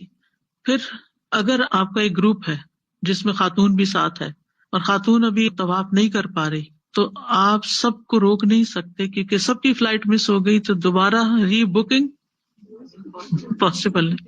یعنی بہت سی چیزیں جو آپ کے ہاتھ میں ہی نہیں. اور پھر یہ بھی نہیں ہو سکتا کہ اس سال حج نہیں ہو تو اگلے سال پھر آ جائیں، یہ بھی بہت مشکل ہے. فائنینشلی بھی بعض اوقات مشکل ہے، اور اگر وہ کوئی مسئلہ نہیں، لوگ افورڈ کر بھی لیں تو بھی آپ کو تصریح نہیں ملے گی. تصریح کا مطلب ہے وہ پرمیشن کارڈ نہیں ملے گا، کیونکہ 5 سال کے بعد دوبارہ وہ آپ کو کرنے دیتے ہیں. تو اس میں بہت سارے مسائل کھڑے ہو جاتے ہیں، اور طواف کے بدلے میں آپ کوئی دم وغیرہ نہیں دے سکتے. لہٰذا علماء کیا کہتے ہیں کہ عورت اپنے آپ کو اچھی طرح پیک کرے اور طواف کر کے چلی جائے، وداع نہ کرے. ایک طواف کافی ہے، طواف حج، طواف افاضہ جس کو کہتے ہیں. وداع نہ کرے، کیونکہ طواف وداع جو ہے وہ اس کے اوپر لازم نہیں ہے، اس کے بغیر بھی کام چلے گا. حضرت عائشہ فرماتی ہے میں نے رسول اللہ صلی اللہ علیہ وسلم کے ساتھ حجۃ الوداع میں احرام باندھا، اور میں ان لوگوں میں شامل تھی جنہوں نے حج تمتع کی نیت کی تھی اور اپنے ساتھ قربانی کا جانور نہیں لائے تھے. پھر وہ حائضہ ہو گئی اور عرفہ کی رات آ گئی اور ابھی تک وہ پاک نہیں ہوئی تھی. اس لیے انہوں نے کہا اللہ کے رسول آج عرفہ کی رات ہے اور میں نے عمرے کا احرام باندھ کر تمتع کا ارادہ کیا تھا. آپ نے ان سے فرمایا اپنے سر کو کھول دو اور کنگھی کرو اور عمرے کو چھوڑ دو. میں نے ایسا ہی کیا، پھر میں نے حج پورا کر لیا. یعنی عمرے کی نیت کا احرام چھوڑ کے حج کے احرام میں اس کو تبدیل کر لیا. پھر یہ ہے کہ ظہر سے پہلے مکہ سے منا کی طرف روانہ ہونا چاہیے. ٹھیک ہے، ابن عمر ظہر پڑھ کے جاتے تھے، پہلے بھی جا سکتے ہیں، ظہر پڑھ کے بھی جا سکتے ہیں. ٹھیک ہے، ظہر تک وہاں پہنچ جائیں، کیونکہ بعض لوگ 5 نمازیں وہاں پوری کرتے ہیں، اگلے دن فجر پڑھ کے پھر وہاں سے نکلتے ہیں. دونوں طرح جائز ہے. عبدالعزیز بن رفیع بیان کرتے ہیں کہ میں نے انس بن مالک سے پوچھا آپ صلی اللہ علیہ وسلم نے ظہر اور عصر کی نماز 8ویں ذی الحجہ میں کہاں پڑھی تھی؟ اگر آپ کو نبی صلی اللہ علیہ وسلم سے یاد ہے تو مجھے بتائیے. انہوں نے جواب دیا منا میں. منا میں 5 نمازیں قصر کر کے پڑھی جائیں گی، لیکن اپنے اپنے وقت پر ادا کی جائیں گی، جمع نہیں کی جائیں گی.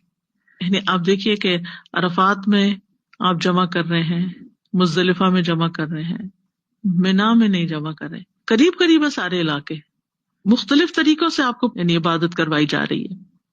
تو نبی صلی اللہ علیہ وسلم نے، حضرت ابو بکر نے، حضرت عمر نے منا میں 2 رکعت نماز پڑھی، یعنی 4 رکعت والی قصر. پھر یہ رات منا میں قیام کرنا ہوتا ہے، یعنی 9ویں کی رات جو ہے. 8 کا دن تو ختم ہو گیا، اب 9ویں کی رات شروع ہو رہی ہے. سمجھ آ گئی؟ تو اب دوبارہ آپ بیت اللہ نہیں جائیں گے، اب آگے کا سفر ہے. اب منا میں رات گزاریے اور صبح آپ عرفات جائیے. عبداللہ بن عباس کہتے ہیں کہ بیت اللہ کے طواف کے بعد آپ کعبہ کے پاس اس وقت تک نہ گئے جب تک میدان عرفات سے واپس نہ آ گئے.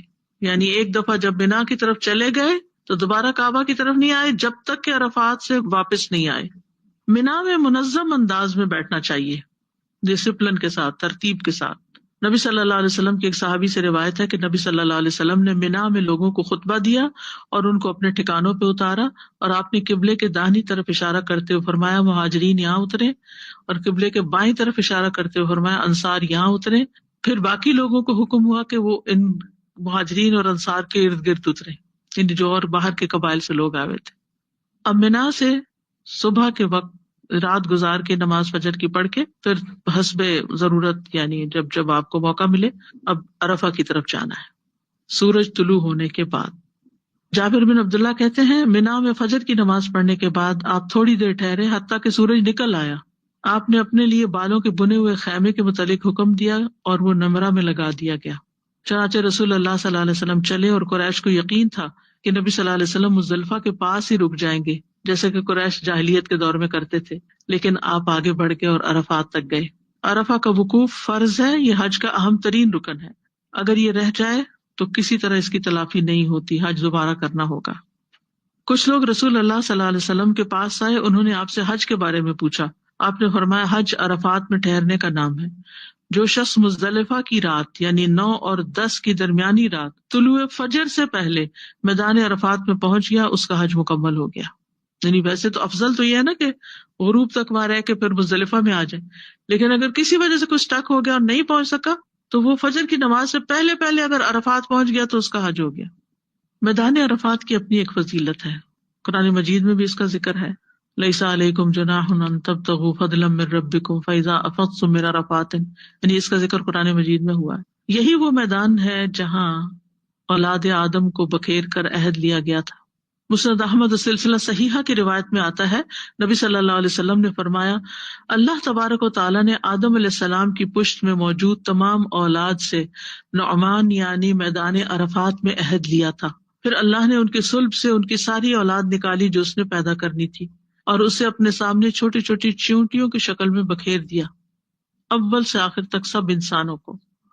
یہ میدان عرفات میں ہی ہوا تھا۔ پھر ان کی طرف متوجہ ہو کر ان سے کلام کیا، الست بربکم، کیا میں تمہارا رب نہیں؟ قالوا بلا، تو سب نے کہا تھا کیوں نہیں، شہدنا، ہم گواہی دیتے ہیں۔ میدان عرفات ابراہیم علیہ السلام کی وراثت ہے۔ یزید بن شعبان کہتے ہیں کہ ابن مربع انصاری ہمارے پاس آئے اور ہم عرفات میں ایسی جگہ اترے تھے جس کو امر امام سے دور خیال کر رہے تھے، تو انہوں نے کہا میں تمہاری طرف رسول اللہ صلی اللہ علیہ وسلم کا بھیجا ہوا قاصد ہوں، آپ فرماتے ہیں کہ تم اپنی نشانیوں کی جگہ کھڑے رہو کیونکہ تم اپنے والد ابراہیم علیہ السلام کی وراثت میں سے ایک وراثت پر ہو، یعنی اس جگہ وہ ٹھہرے تھے لہٰذا تم ان کی پیروی کرتے ہوئے یہاں ٹھہر رہے ہو۔ اس میدان میں کثرت سے لبیک پکارنی چاہیے۔ سعید بن جبیر کہتے ہیں میں مقام عرفات میں ابن عباس کے ساتھ تھا، انہوں نے فرمایا کیا معاملہ ہے کہ میں لوگوں کو لبیک کہتے ہوئے نہیں سن رہا، یہاں لوگ لبیک کیوں نہیں کہہ رہے؟ میں نے کہا لوگ معاویہ رضی اللہ عنہ سے خوف کرتے ہیں۔ بس ابن عباس اپنے خیمے سے باہر آئے اور کہا لبیک اللہم لبیک، پھر فرمایا ان لوگوں نے علی رضی اللہ عنہ کی دشمنی میں سنت کو چھوڑ دیا ہے، یعنی اس سے پتہ یہ چلتا ہے کہ عرفات میں لبیک کہنے میں اختلاف ہو گیا تھا۔ حضرت علی رضی اللہ عنہ اس کے قائل تھے، ان کے سیاسی مخالفین نے دینی مسائل میں بھی ان کی مخالفت شروع کر دی کہ جو کام وہ کرتے تھے وہ نہیں کریں گے، حالانکہ کسی بھی دور میں کسی کے ساتھ اگر آپ کے پولیٹیکل ڈفرینسز ہوں تو وہ آپ کی پرسنل لائف پر یا آپ کی جو دینی سوچ ہے اس پر اثر انداز نہیں ہونا چاہیے، لیکن اب بھی آپ دیکھیں کہ لوگوں کا یہی ہوتا ہے، اگر ایک گھر میں دو مختلف پارٹیوں کے لوگ ہیں تو اس وجہ سے آپس میں میاں بیوی لڑ پڑتے ہیں۔ سبحان اللہ، یعنی ٹھیک ہے آپ ایک لیڈر کو پسند کرتے ہیں، دوسرا دوسرے کو، آپ ایک پارٹی میں دوسرے، یہ تو ہو سکتا ہے۔ اب حضرت عائشہ حج تمتع کا احرام پہن کے آ رہی ہیں، نبی صلی اللہ علیہ وسلم قران کا پہن کے آ رہے ہیں کیونکہ آپ کے ساتھ حدیث تھی، تو ٹھیک ہے ایک ہی سفر پر میاں بیوی دونوں حسب ضرورت اپنی چوائس کے ساتھ کھانا بھی کھا سکتے ہیں، کوئی نماز بھی آگے پیچھے پڑھ سکتے ہیں، کچھ بھی کر سکتے ہیں جو حدود کے اندر ہو، لیکن اس کا یہ مطلب نہیں کہ اگر آپ نے کوئی کام پہلے کر لیا تو آپ دوسرے کے پیچھے پڑ جائیں، اور اگر کوئی شخص رخصت کے طریقے پہ عمل کر رہا ہے تو آپ اس کو کوسنا شروع کر دیں۔ ان چیزوں کو پرسنل نہیں لینا چاہیے، یہ نہیں سوچنا چاہیے کہ یہ میرے خلاف کسی نے کچھ کر دیا ہے، یعنی اگر کسی نے جلدی نماز پڑھ لی تو مجھے وہ شرمندہ کر رہا ہے کہ تم لیٹ کر رہے ہو، نہیں، اس کی چوائس ہے، اس کو اچھا لگتا ہے وہ جلدی پڑھ لے، اول وقت میں پڑھ لے۔ تو کچھ لوگ ہر چیز کو جو کوئی نیکی کر رہا ہے اس کو اپنے خلاف سمجھنے لگتے ہیں، تو یہ نہیں زندگی میں ہونا چاہیے۔ تو بہرحال لبیک جو ہے یہ رمی تک، اگلے دن جب رمی ہوگی یوم النحر پہ، اس وقت تک وقفے سے کہتے رہنا چاہیے، عرفات ہو یا مزدلفہ، یہ جمہور کا مسلک ہے۔ بعض وہ کہا کہ نزدیک یوم عرفہ کی صبح کے بعد لبیک نہیں کہنا چاہیے، ان کے نزدیک وقوف شروع ہونے کے بعد لبیک نہ کہا جائے، لیکن جمہور کا مطلب ہے اکثریت جو ہے علماء کی وہ اس پر ہے کہ جب تک منا نہیں جاتے وہ لبیک کہتے رہیں۔ تو اس میدان میں کس میدان کی بات ہو رہی ہے؟ نمازوں کو جمع کیا جائے گا۔ اس کے علاوہ نبی صلی اللہ علیہ وسلم عرفات اور مزدلفہ کے علاوہ ہمیشہ نماز وقت پہ پڑھتے تھے۔ اس میدان میں آخرت کو بھی یاد کرنا چاہیے۔ نبی صلی اللہ علیہ وسلم نے عرفات میں خطبہ دیا اور فرمایا لبیک اللہم لبیک انما الخیر خیر الآخرہ، کہ خیر تو آخرت کی خیر ہے۔ اس دن کے سورج کے غروب سے بھی سبق لینا چاہیے۔ عبداللہ بن عمر سے مروی ہے کہ وہ ایک مرتبہ عرفات میں وقوف کیے ہوئے تھے، انہوں نے سورج کو دیکھا جو غروب کے قریب ڈھال کی طرح لٹک آئے تھے، بالکل اندر جا رہا تھا، تو اس کو دیکھ کے رونے لگے، خوب روئے۔ ان کے پاس موجود ایک آدمی نے پوچھا اے ابو عبد الرحمن، آپ کے ساتھ مجھے کئی مرتبہ وقوف کا موقع ملا ہے لیکن آپ نے کبھی ایسا نہیں کیا، تو اس دفعہ آپ روئے کیوں ہیں؟ انہوں نے فرمایا کہ مجھے رسول اللہ صلی اللہ علیہ وسلم کی یاد آ گئی، وہ بھی میری اسی جگہ پر وقوف کیے ہوئے تھے۔ انہوں نے فرمایا تھا لوگوں، تمہاری دنیا کی جتنی زندگی گزر چکی ہے اس کے بقیہ حصے کی نسبت صرف اتنی ہی ہے جتنی تمہارے اس دن کے بقیہ حصے کی گزرے ہوئے دن کے ساتھ، یعنی دنیا جب سے شروع ہوئی ہے تو وہ سارا وقت گزر چکا ہے، بس یہ آخری وقت رہ گیا. یعنی نبی صلی اللہ علیہ وسلم کے بعد پھر قیامت کے آنے میں زیادہ وقت نہیں ہوگا. عرفہ کے دن کی اپنی فضیلت ہے. میدان عرفات کی بات ہو رہی تھی، اب عرفہ کے دن کی کچھ فضیلت ہے. سورۃ البروج میں جو آتا ہے والسماء ذات البروج والیوم الموعود وشاہد ومشہود، تو یہ مشہود جو ہے یہ یوم عرفہ کا دن بھی قرار دیا گیا ہے، یعنی جس دن لوگ حاضر ہوتے ہیں. یعنی قسم ہے برجوں والے آسمان کی اور اس دن کی جس کا وعدہ کیا گیا، یعنی قیامت کا دن، اور حاضر ہونے والے کی اور جس کے پاس حاضر ہوا جائے، تو مراد اس سے عرفہ کا دن ہے. غیر حاجی کے لیے اس دن روزہ رکھنے کی فضیلت ہے، جس سے گزرے ہوئے سال اور آنے والے سال کے گناہوں کا کفارہ ہوتا ہے. عرفہ کا دن حاجی کے لیے عید کی طرح ہے. عقبہ بن عامر کہتے ہیں کہ رسول اللہ صلی اللہ علیہ وسلم نے فرمایا یوم عرفہ یوم نحر، 10ویں ذی الحجہ یوم نحر، اور ایام تشریق ہم اہل اسلام کے عید کے ایام ہیں، یہ کھانے پینے کے دن ہیں، یعنی حاجیوں کے لیے لمبی عید ہے، بڑی عید. پھر یہ ہے کہ یہاں پر ہاتھ اٹھا کر بکثرت دعائیں کی جائیں گی، ہاتھ اٹھا کر. اب نماز کے بعد کیا پسندیدہ، ہاتھ نیچے رکھے ہوئے ذکر کیے جائیں، لیکن عرفات میں ہاتھ اٹھا کر. اسامہ بن زید کہتے ہیں میں میدان عرفات میں رسول اللہ صلی اللہ علیہ وسلم کا ردیف تھا، دعا کے لیے ہاتھ اٹھائے تو آپ کی اونٹنی ایک طرف کو جھکنے لگی اور اس کی لگام گر گئی، یعنی ایسے ٹیڑھی ہونے لگی. آپ نے ایک ہاتھ سے رسی کو پکڑ لیا لگام کو اور دوسرے ہاتھ کو اٹھائے رکھا، یعنی اونٹنی کو ایک ہاتھ سے سنبھالا لیکن ہاتھ نیچے نہیں کیا، اور پھر سنبھال کے پھر دونوں اٹھا لیے ہوں گے. دن کی روشنی سے اندھیرا ہونے تک اللہ کا ذکر کرتے رہنا چاہیے. لہذا اللہ کے واسطے اس دن کو بحث مباحثے اور کھانے پینے اور سونے اور گھومنے پھرنے اور اندر باہر ہونے اور لوگوں کے ساتھ میل ملاقات میں نہ گزاریں. یہ دعاؤں کے قبول ہونے کی جگہ ہے، یہ حج کا اصل مقام ہے. اس لیے اس وقت کو غنیمت سمجھے. معلوم نہیں زندگی میں دوبارہ یہ وقت آپ کو ملے گا یا نہیں. نبی صلی اللہ علیہ وسلم کے بارے میں آتا ہے کہ آپ قصواء پر سوار ہو گئے، حتیٰ کہ مقام وقوف پر تشریف لائے. اپنی اونٹنی قصواء کا پیٹ پتھروں کی طرف کر دیا اور جبل المشاط کو جو ریت کا بڑا ٹیلا تھا اپنے سامنے کیا. قبلہ رخ ہوئے، پھر وہیں رکے رہے حتیٰ کہ سورج غروب ہو گیا، اور ٹکیا کے غائب ہو جانے کے بعد کچھ سردی بھی ختم ہو گئی. اللہ سبحانہ وتعالیٰ اس دن آسمان دنیا پہ نزول فرماتے ہیں اور فرشتوں کے سامنے فخر فرماتے ہیں اور فرماتے ہیں کہ میرے ان بندوں کو دیکھو جو میرے پاس پراگندہ حال اور غبار آلود ہو کر آئے ہیں. یہ دن اللہ کا بندوں سے قریب ہونے کا دن ہے اور جہنم سے آزادی کا دن ہے. رسول اللہ صلی اللہ علیہ وسلم نے فرمایا عرفہ کے دن کے سوا کوئی اور دن ایسا نہیں جس میں اللہ کثرت سے بندوں کو آگ سے آزاد کرتا ہو، اور یہ کہ وہ قریب ہوتا نہیں اللہ تعالیٰ، اور فرشتوں کے سامنے حاجیوں کی وجہ سے فخر کرتا اور فرشتوں سے پوچھتا یہ لوگ کیا چاہتے ہیں. پھر مغفرت کے ساتھ ساتھ ان کی کمیوں کو پورا کرنے کی ذمہ داری بھی اللہ تعالیٰ لیتے ہیں. انس بن مالک کہتے ہیں نبی صلی اللہ علیہ وسلم نے عرفات میں وقوف کیا، سورج لوٹنے کے قریب تھا. آپ نے فرمایا اے بلال میرے لیے لوگوں کو خاموش کراؤ. چنانچہ بلال رضی اللہ عنہ کھڑے ہو گئے، کہا رسول اللہ صلی اللہ علیہ وسلم کے لیے خاموش ہو جاؤ. لوگ خاموش ہو گئے. آپ نے فرمایا اے لوگوں کے گروہ، ابھی جبریل علیہ السلام میرے پاس آئے اور میرے رب کی طرف سے انہوں نے مجھے سلام کہا اور کہا کہ بے شک اللہ عز و جل نے عرفات والوں اور مشر والوں کی مغفرت فرما دی اور ان کی کمیوں کو پورا کرنے کی ذمہ داری لے لی، یعنی ان کی حاجتیں پوری ہوں گی. بس عمر بن خطاب نے کھڑے ہو کر عرض کیا اللہ کے رسول کیا یہ ہمارے لیے خاص ہے؟ آپ نے فرمایا یہ تمہارے لیے بھی ہے اور جو تمہارے بعد آئیں گے قیامت تک ان سب کے لیے. لہٰذا یہ وقت بے حد قیمتی، پوری زندگی کا سب سے قیمتی وقت سمجھیں اور خوب خوب دعائیں مانگیں. دعاؤں کی لسٹ پہلے سے ہی تیار رکھیں. قرآنی اور مسنون دعاؤں کے علاوہ اپنی ذاتی دعائیں جتنی بھی ہوں لکھتے جائیں. کوئی ڈائری بنا لیں، فون پہ ٹائپ کر لیں، کچھ بھی کر لیں تاکہ کچھ بھولے نہ. یہ دن اللہ کی رضا پانے کا دن ہے، جنت پانے کا دن ہے. رسول اللہ صلی اللہ علیہ وسلم نے فرمایا اور تمہارا عرفات میں وقوف کرنا تو اللہ عز و جل اپنے فرشتوں سے فرماتا ہے اے میرے فرشتوں میرے بندے کس لیے آئے ہیں؟ وہ کہتے ہیں وہ تیری رضامندی اور جنت طلب کرنے کے لیے آئے. تو اللہ تعالیٰ فرماتا ہے میں اپنے نفس اور اپنی مخلوقات کو گواہ کرتا ہوں کہ میں نے ان کو بخش دیا ہے، اگرچہ ان کے گناہ زمانے کے دنوں کی گنتی کے برابر ہوں یا باریک ریت کے ذروں کی طرح گناہ ہوں، وہ بھی میں نے بخش دیے.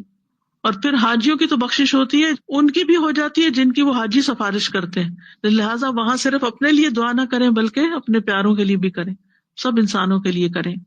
حدیث میں آتا ہے کہ اللہ تعالیٰ فرماتے ہیں تمہارے گناہ ریت کے ذروں یا بارش کے قطروں یا سمندر کی جھاگ کے برابر ہو تو بھی میں انہیں بخش دوں گا. میرے بندو لوٹ جاؤ، تم بخشے بخشائے ہو اور ان کی بھی مغفرت ہے جن کی تم نے سفارش کی. وقوف عرفہ میں تکبیرات پڑھنا اور تلبیہ پڑھنا خاص اذکار ہیں. یعنی منا سے عرفات جاتے ہوئے اللہ اکبر لا الہ الا اللہ اور تلبیہ پڑھنا چاہیے. اور اس میں کچھ صحابہ تلبیہ پڑھ رہے ہوتے تھے، کچھ تکبیر پڑھ رہے ہوتے، اپنی اپنے طریقے پر، کوئی کسی پر اعتراض نہیں کرتا تھا. گروپ میں نہیں پڑھتے تھے، اپنا اپنا سب پڑھ رہے ہوتے تھے. اللہ اکبر لا الہ الا اللہ اللہ اکبر وللہ الحمد اور لبیک اللہم لبیک تلبیہ آخر تک. پھر یہ کہ مسجد نمرہ میں زوال آفتاب کے بعد خطبہ پوری توجہ اور خاموشی سے سننا چاہیے. اس وقت بھی کچھ لوگوں کو سمجھ نہیں آتا تو باتیں شروع کر دیتے یا ایک دوسرے کو مطلب بتانے لگتے ہیں، تو اس میں بھی کسی سے بات نہیں کرنی چاہیے جیسے جمعے کا خطبہ ہوتا ہے. تو وقوف عرفہ کا وقت اور جگہ کیا ہے؟ وقت ظہر کے بعد مغرب تک، اور جگہ عرفہ کا میدان. اور جبل رحمت کے قریب وقوف کرنا مستحب ہے، لازم نہیں ہے. میدان عرفات میں کسی بھی جگہ آپ خیمہ لگا سکتے ہیں. تو وادی عرفات میں آپ کو وقوف کرنا ہوگا، وادی نمرہ میں نہیں، ٹھیک ہے؟ کیونکہ وادی عرفات اور نمرہ ایک دوسرے سے متصل ہے. مسجد نمرہ کا ایک حصہ عرفات میں ہے، دوسرا نمرہ میں ہے. تو جو لوگ مسجد میں بیٹھے رہتے ہیں وہ ایسا نہ ہو کہ وادی نمرہ والے حصے میں بیٹھ کے وقوف کر کے چلے جائیں اور حج ہی نہ ہو ان کا. آپ نے کبھی اگر نوٹس کیا ہو تو وہاں پر اعلان ہو رہا ہوتا ہے کہ عرفات کی طرف چلو، عرفات کی طرف چلو، یہاں سے نکلو. جو لوگ ادھر ادھر پھیل جاتے ہیں دور تک، اور اوپر سائنس لگے ہوتے ہیں، کچھ پڑھ نہیں سکتے نا کچھ لوگ، شاید اس لیے اسپیکر پہ اعلان بھی کر رہے ہوتے ہیں. تو مسجد نمرہ میں قیام سے قبل حدود عرفات کی تحقیق کر لینی چاہیے. اور عرفات کا تو سارا میدان ہی وقوف کے لیے ہے، صرف جبل رحمت نہیں، کیونکہ کچھ لوگ پہاڑ پہ چڑھنے کو لازم کرتے ہیں اور مشقت میں پڑھ کے دوپہر کے وقت پہاڑ پہ چڑھنے میں وقت گزار دیتے ہیں، دعائیں کب کریں گے. یعنی ایسے کام بھی نہیں کرنے چاہیے کہ جس میں آپ خود ساختہ کوئی نیکی کا تصور قائم کر لیں کہ مشقت اٹھائیں گے، اوپر جائیں گے تو ہماری دعا زیادہ قبول ہوگی. تو غروب آفتاب تک دعائیں مانگتے چلے جانا چاہیے اور ہاتھ اٹھا کر دعائیں مانگنی چاہیے. اس دن نہ کوئی روزہ ہے، نہ نفل عبادت ہے، اور نہ ہی کوئی اور خاص ریچول ہے، قربانی وغیرہ کچھ نہیں. اس دن دعائیں ہی دعائیں ہیں. اور عرفہ کے دن کی بہترین دعا حدیث میں آتا ہے، نبی صلی اللہ علیہ وسلم نے فرمایا بہترین دعا وہ ہے جو عرفات کے دن مانگی جائے، اور وہ بہترین دعا جو میں نے مانگی اور جو مجھ سے پہلے نبیوں نے مانگی وہ یہ ہے، لا الہ الا اللہ وحدہ لا شریک لہ لہ الملک ولہ الحمد وہو علی کل شیء قدیر. تو اللہ القدیر ہے، ہر چیز پہ پوری قدرت رکھتا ہے. جب اس کو اس صفت کے ساتھ، اس نام کے ساتھ پکار لیا تو سمجھو سب کچھ مل گیا. ایک اور روایت میں آتا ہے مسند احمد کی کہ عرفہ کے دن رسول اللہ صلی اللہ علیہ وسلم بکثرت یہ دعا پڑھتے تھے. اس میں اللہ تعالیٰ کی توحید بھی ہے نا، اور دوسری روایت میں بیدہ الخیر کے لفظ بھی شامل ہے، لا الہ الا اللہ وحدہ لا شریک لہ لہ الملک ولہ الحمد بیدہ الخیر وہو علی کل شیء قدیر. اس دعا کے پڑھنے کی فضیلت کیا ہے؟ ایک دفعہ پڑھنے سے کتنا ثواب ملتا ہے؟ رسول اللہ صلی اللہ علیہ وسلم نے فرمایا جو شخص صبح کے وقت یہ کہہ لے لا الہ الا اللہ وحدہ لا شریک لہ لہ الملک ولہ الحمد وہو علی کل شیء قدیر، تو اسے اولاد اسماعیل میں سے ایک غلام آزاد کرنے کا ثواب ہوگا. اس کے لیے 10 نیکیاں لکھی جائیں گی، 10 غلطیاں مٹائی جائیں گی، 10 درجات بلند کیے جائیں گے، اور وہ شام تک کے لیے حفاظت میں رہے گا. اور شام کو کہہ لے تو صبح تک کے لیے. اس دعا کی فضیلت میں بتا رہی ہوں، صرف عرفہ کے دن نہیں، ہر دن یہ ہے. فجر کی نماز کے بعد پڑھنا نہ بھولیں اس کو، اور اسی طرح مغرب کے بعد بھی. رات کے اوقات میں اگر کوئی پڑھتا ہے اس دعا کو تو دعا قبول ہوتی ہے. نبی صلی اللہ علیہ وسلم نے فرمایا، صحیح بخاری کی روایت ہے، جو شخص رات کو بیدار ہو کر یہ دعا پڑھے، لا الہ الا اللہ وحدہ لا شریک لہ لہ الملک ولہ الحمد وہو علی کل شیء قدیر، الحمد للہ وسبحان اللہ ولا الہ الا اللہ واللہ اکبر ولا حول ولا قوۃ الا باللہ، پھر اللہم اغفر لی کہے یا کوئی اور دعا کرے تو اس کی دعا قبول ہو جاتی ہے. اور اگر اس نے وضو کیا اور نماز پڑھی تو نماز قبول ہو جاتی ہے. عرفہ کے دن آپ نے لوگوں کو خطبہ بھی دیا تھا جو نماز سے پہلے کا خطبہ تھا اور وادی نمرہ میں تھا، اور آپ اونٹ کی رکاب پر کھڑے ہو کر خطبہ دے رہے تھے، اور اس دن کی اہمیت بتا کر آپ نے خطبہ دیا تھا. ایک صحابی کہتے ہیں، میں نے عرفہ کے دن رسول اللہ صلی اللہ علیہ وسلم کو اپنے اونٹ کی دونوں رکابوں پر کھڑے ہوئے دیکھا. آپ بلند آواز سے فرما رہے تھے، لوگوں یہ تمہارا کون سا دن ہے لوگوں نے کہا اللہ اور اس کا رسول ہی بہتر جانتے ہیں. آپ نے پوچھا یہ تمہارے مہینوں میں سے کون سا مہینہ ہے؟ لوگوں نے کہا اللہ اور اس کا رسول ہی بہتر جانتے ہیں. آپ نے پوچھا یہ تمہارے شہروں میں سے کون سا شہر ہے؟ لوگوں نے کہا اللہ اور اس کا رسول ہی زیادہ بہتر جانتے ہیں. آپ نے فرمایا تمہارا آج کا دن حرمت والا دن ہے، تمہارا مہینہ بھی حرمت والا ہے، تمہارا یہ شہر بھی حرمت والا ہے.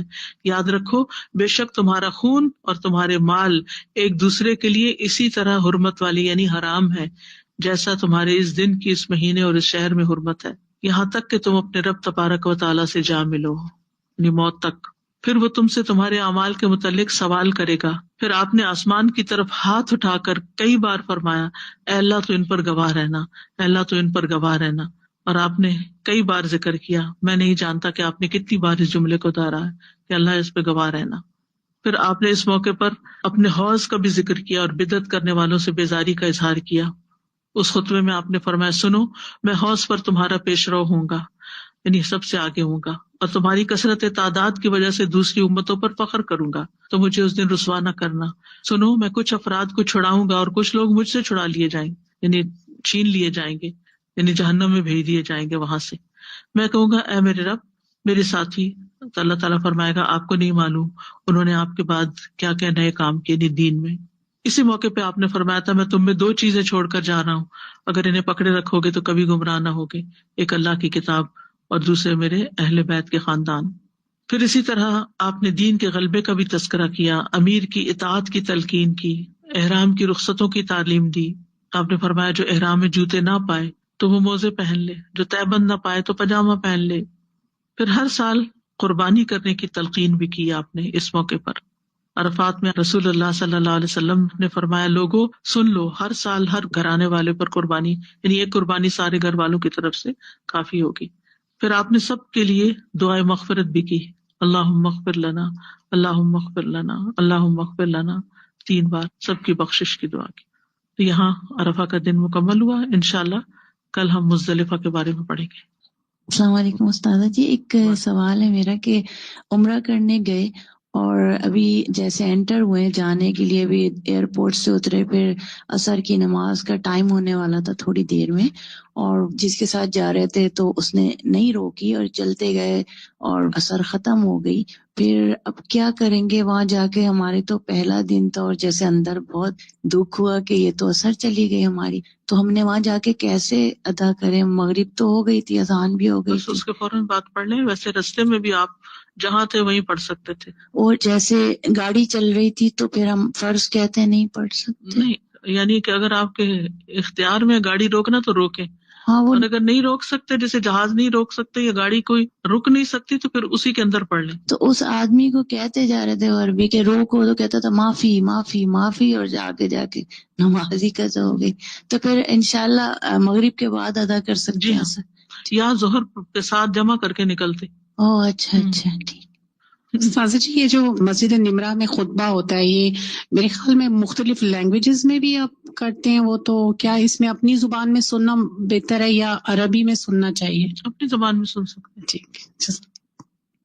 اگر عربی آتی ہو تو پھر عربی میں سننا بہتر ہے. اوکے، وآخر دعوانا ان الحمد للہ رب العالمین. سبحانک اللہم وبحمدک، اشہد ان لا الہ الا انت، استغفرک واتوب الیک. السلام علیکم ورحمۃ اللہ وبرکاتہ.